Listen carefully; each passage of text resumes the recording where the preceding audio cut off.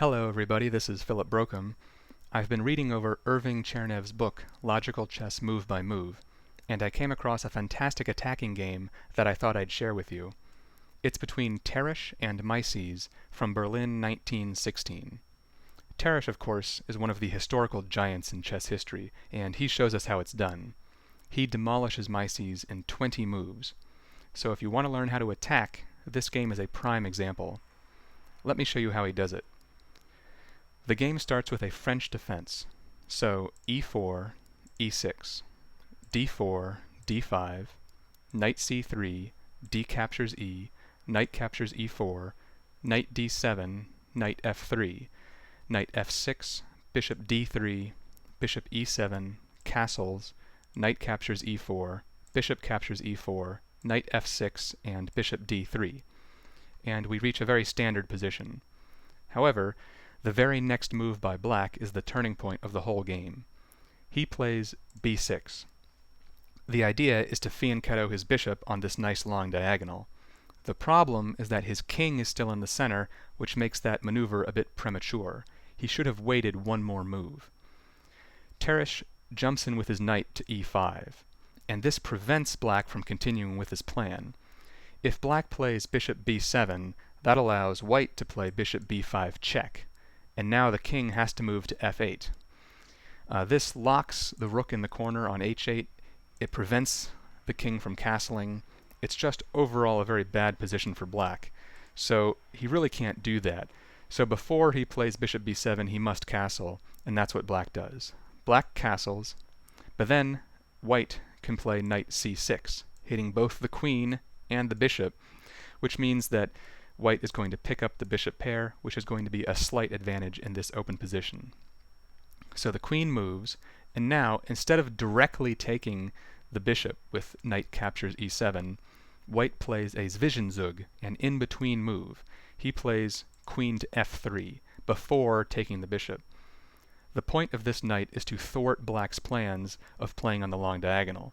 With the queen here, the bishop cannot move to b7, because if bishop to b7, knight captures e7 check, that's important, queen captures e7, queen captures b7, and white has won a piece. So again, black can't move his bishop to the desirable long diagonal, and instead black must develop his bishop to the slightly inferior d7 square. Now white continues with his plan, knight captures e7, queen captures e7, and now comes a killer pin with bishop to g5, pinning the knight to the queen. Now if the queen ever moves, say queen to d6, then bishop captures f6, g captures f, and suddenly black's king is very exposed along the g-file. So that would be incredibly dangerous. So this pin here on the knight is very unpleasant for black, and it's not clear what he should do. There's also an amazing tactic here that I never would have seen. But suppose black does nothing. Suppose black plays a5. White now plays queen to e4. This is threatening bishop captures f6 followed by queen captures h7 checkmate. If black tries to get out of it by knight captures e4, then white has bishop captures e7. Now the rook is under attack, so the rook has to move. Rook to e8, and then bishop captures e4, and suddenly the bishop is hitting the rook on a8, which means that the rook can't recapture the bishop.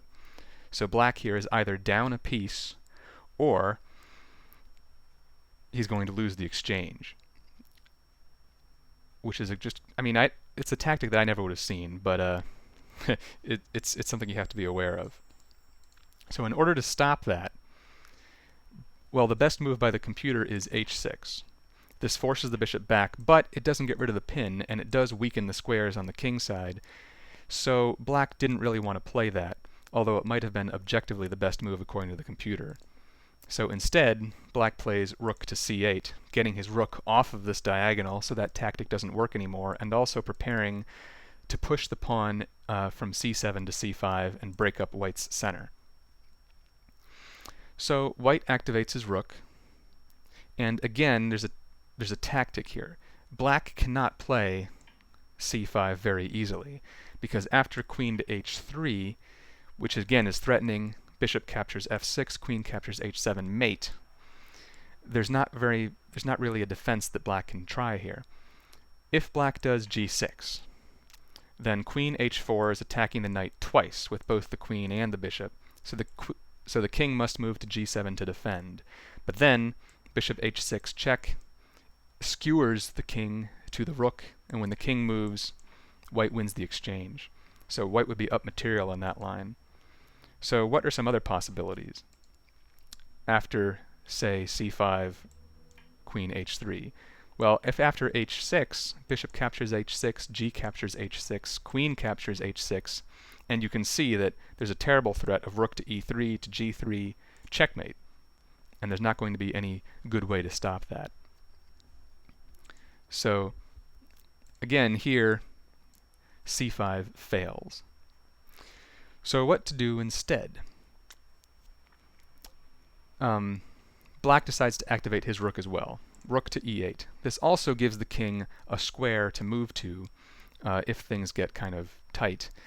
And it also moves the rook out of that diagonal, so you'll see that tactic I was showing you before no longer works. But it doesn't matter because Tarrasch continues with his plan, queen to h3. And now again, bishop captures f6, queen captures h7, check, followed by just utter disaster for black. So he has to do something to stop that.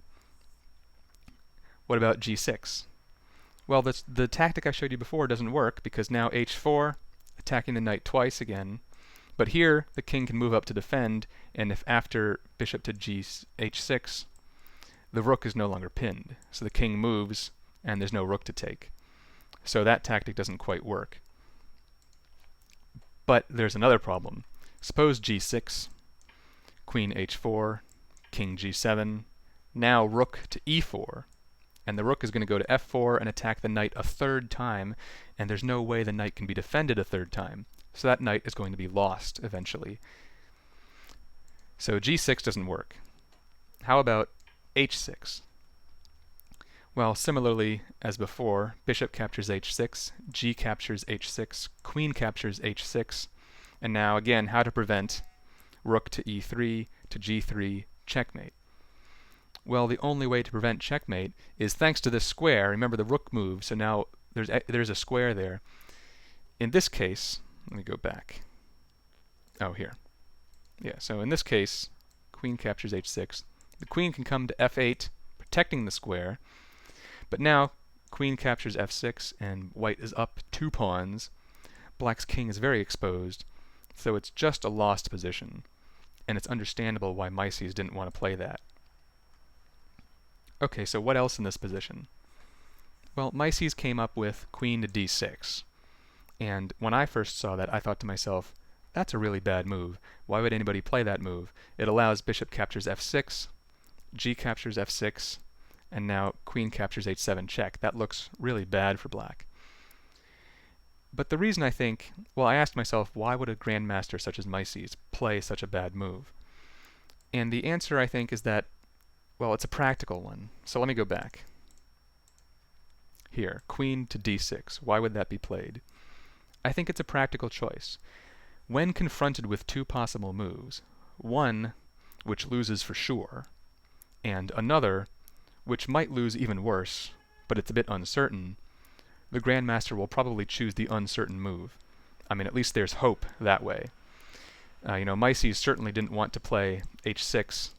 Let me go back. If he had played h6, he would have been down 2 pawns for sure, as we just saw.